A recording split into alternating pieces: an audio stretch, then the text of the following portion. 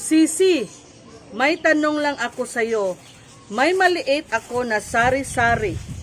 Tama ba ginagawa ko pag may binta ako, kahit maliit, pinamili ko agad sa mga fast moving? Ayan mga kaibigan, no? Ito po ang katanungan ng ating kapatid na si Sis Georgie Benson. Search Georgette Benson. Hindi ko masyadong mabasa ang liit kasi ng kaibigan, no? Ayan, ayan. Ayan. So maganda po ang katanungan ng ating kapatid na si Sis Georgette Benson. So direkto na po sa ating GB, no?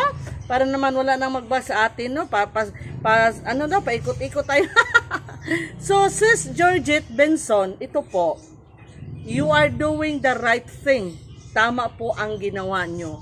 Kasi gustuhin man natin na kumpletuhin yung ating sari-sari store, padaanin mo muna natin ang motorcycle, ha? Ayan. So para mapakinggan nyo ako ng mabuti. So kaibigan, ayan, gustuhin man natin, alam ko, gusto nating lahat na mapuno or makumpleto ng stocks yung ating tindahan, yung ating sari-sari store. Pero most of us ay nagsisimula sa maliliit na puhunan. Kaya nga no, naisipan natin ang ganitong negosyo kasi alam natin pwede magsimula ng sari-sari store business kahit maliit yung ating puhunan. Katulad kay Ate GB na nagsimula ng 1,000 pesos, no, yung aking initial na puhunan noon. Kaya naman kaibigan, naintindihan ko po kayo at gusto ko yung ginagawa nyo.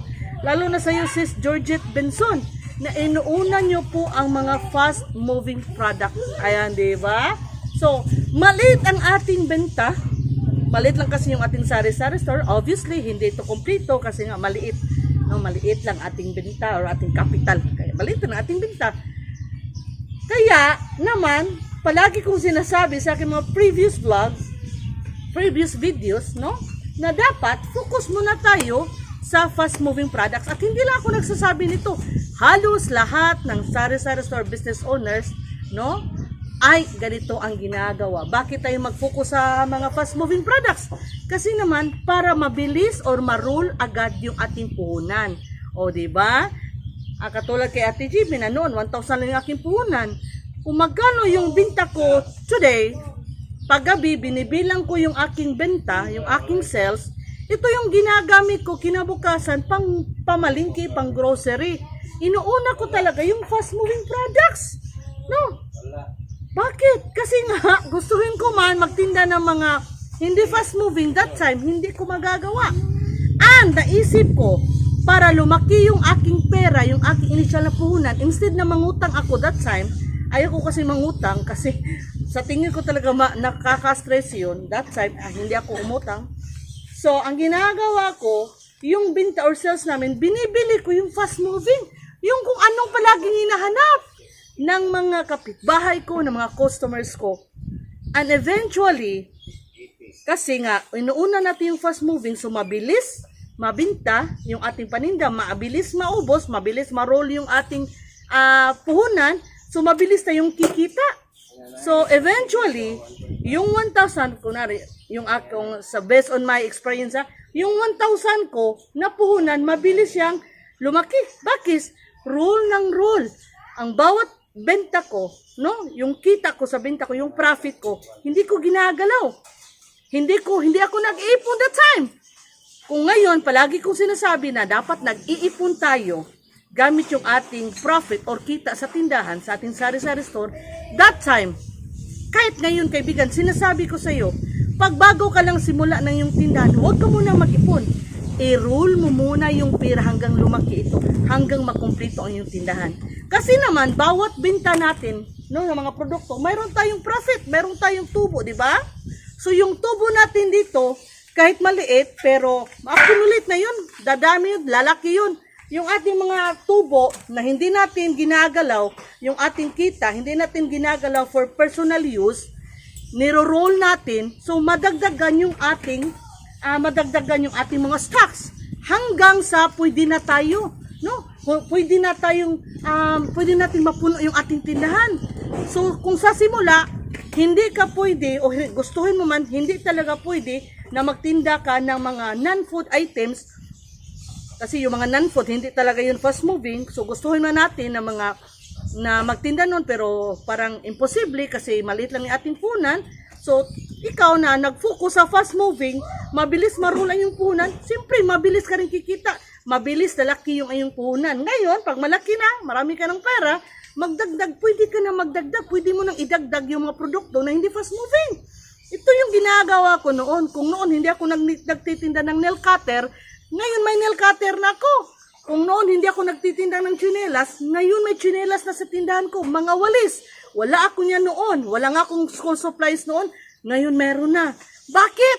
Kasi yung maliit na puhunan ko, tumubo, lumaki. Kasi nga, again, that time, inuuna ko ang fast-moving products para mabilis ma-roll yung aking puhunan, mabilis lumago, no? And then eventually, nadagdagan yung pera ko. Ayun, nagtinda na ako pa unti-unti. Gunting, nagtinda na ako.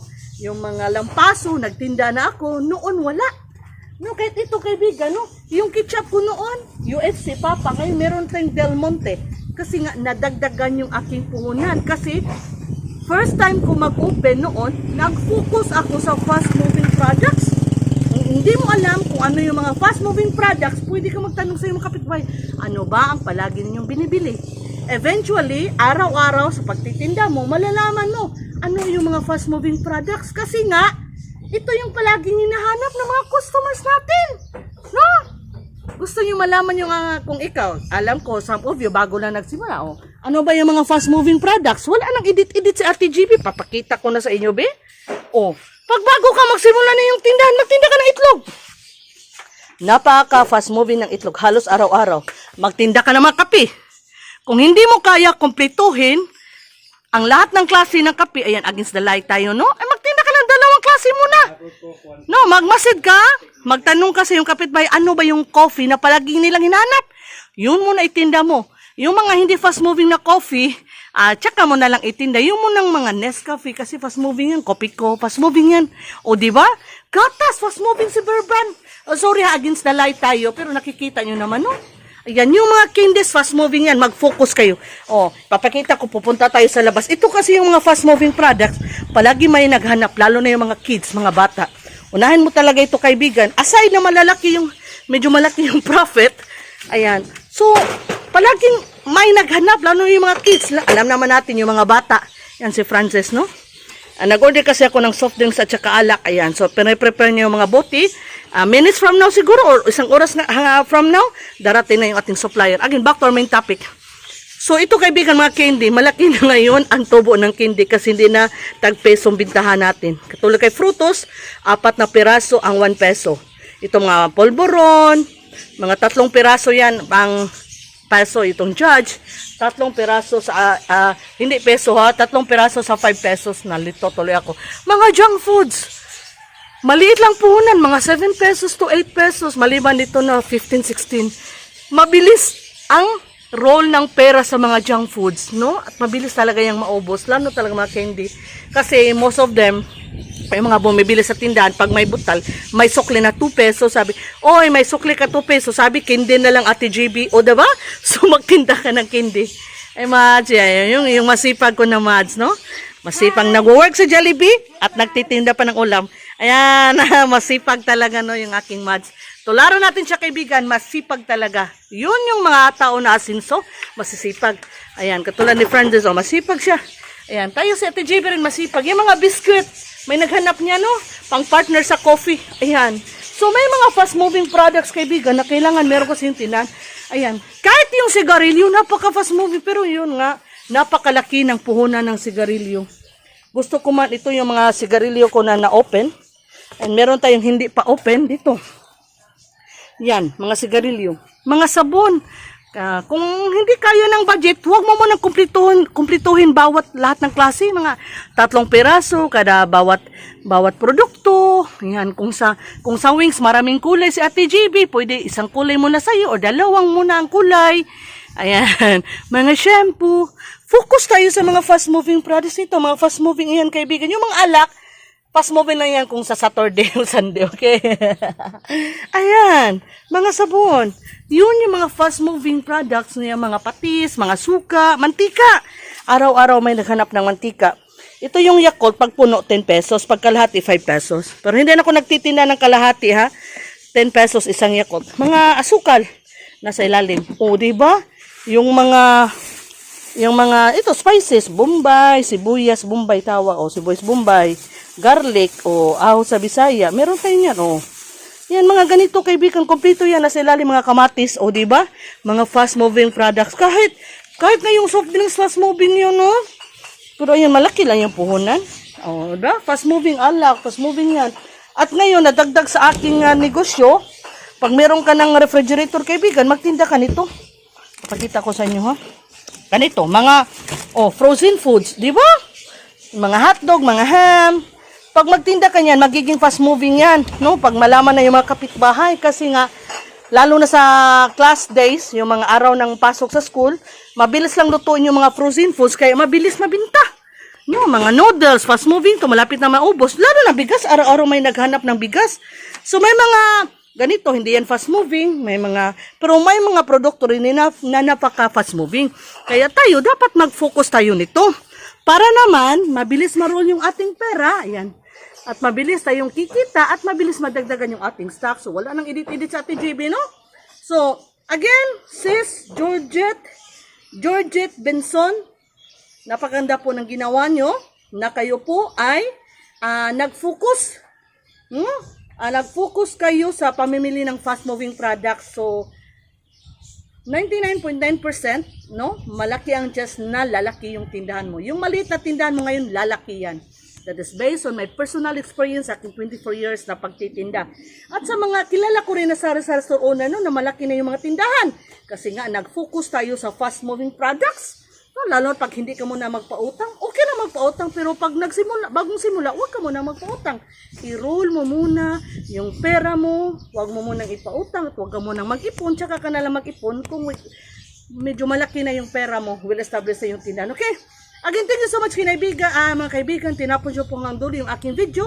Alam ko, makakatulong ito sa inyo. Kaibigan, kung hindi ka pa nakasubscribe kay Ate GB, sana naman mag-subscribe ka na kay Ate GB and pakihit na notification bell para mapanood nyo rin other videos ko na tiyak makakatulong sa ating pag-asenso. Sana kaibigan, pakishare na rin ha para mas marami pating matulungan.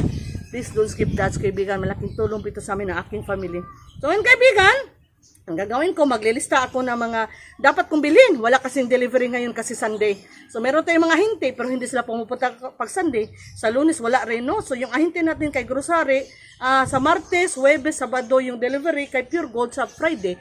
So, ngayon, maglilista tayo, pupunta tayo sa pamilihang bayan, sa supermarket, para naman madagdagan yung ating stocks. As much as possible, dapat kumpleto yung ating tindahan para mabilis at tiyak ito nalalago. Okay? Again, thank you so much kaibigan. Tinapos nyo kang dulo yung aking video. Lagi lang tanan sinasabi ng palagi ni Ate GB, ha? Hindi mahirap, hindi umasinso yung ating buhay natin. No? Hindi mahirap. Basta ba, masipag tayo, madiskarte tayo, and of course, kaibigan, nasa buhay, nasa puso natin si God, yung si Panginoon, no? Talagang malaki ang chance na asinso tayo, lalago ating negosyo, tiwalan, okay? Thank you so much! Asinso tayong not claim it, okay? Thank you so much! God bless!